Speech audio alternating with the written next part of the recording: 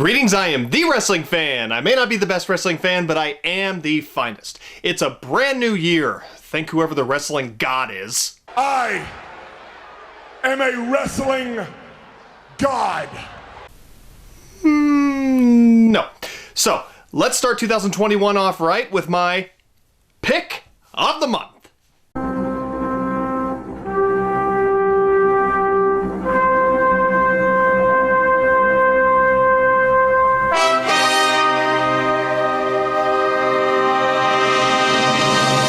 That's where I pick a match that I feel is underrated, which also happened that month, and give it some much deserved attention.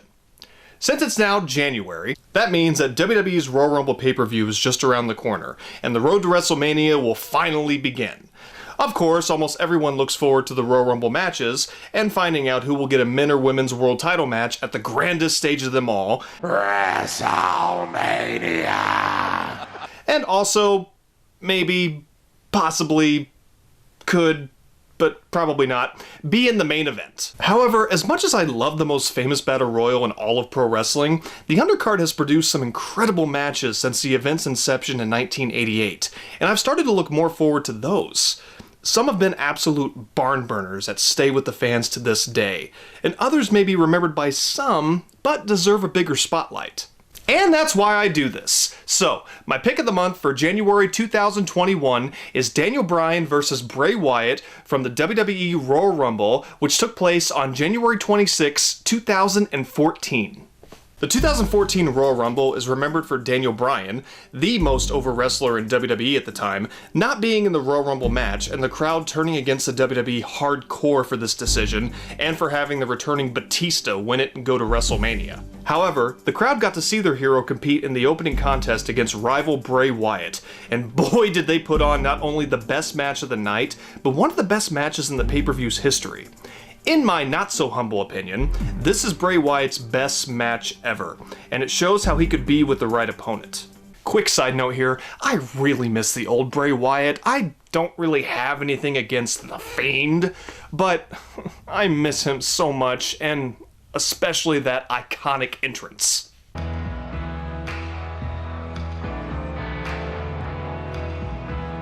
Come back! Come back! Anyway, WWE may have been trying to keep Bryan out of the main event scene with this feud, but like everything else, he made the most with it.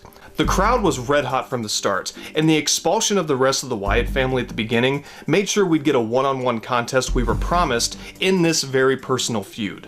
Physical would be an apropos word to use here, because this was exactly that. Bryan attacked the legs while Bray showed his strength with every powerful counter. He had to slow Bryan down and keep the match at a more methodical pace, which complemented his character perfectly.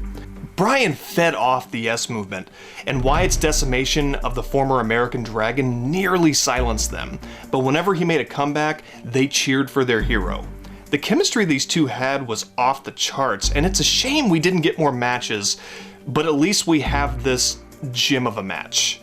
If you haven't seen this, please take the time because you will not regret it. That's a The Wrestling Fan guarantee. As for the rest of the 2014 Royal Rumble pay-per-view, it's okay to skip it. Yeah, it's unfortunate that the ending of the Royal Rumble match is what this event is mainly remembered for, and rightfully so, but it made people forget about Bryan and Wyatt's opening clinic. It's a shame because the ending of their match set up a Daniel Bryan Royal Rumble win perfectly. But hindsight is 2014. Like I said earlier, if you have not seen this, please give it a watch. And that was my pick of the month for January 2021. Now, since I reviewed the best match on the Royal Rumble 2014 card, you're probably expecting me to review in my bad match review later this month the 2014 Royal Rumble match. Well, no. And that's because just 1 year down the line, a certain Royal Rumble match would be even worse. And I can't wait to relive that fuckery. But until then, I am The Wrestling Fan, and I'll still be The Wrestling Fan in the next video. Hope to see you then. Quiet on the set.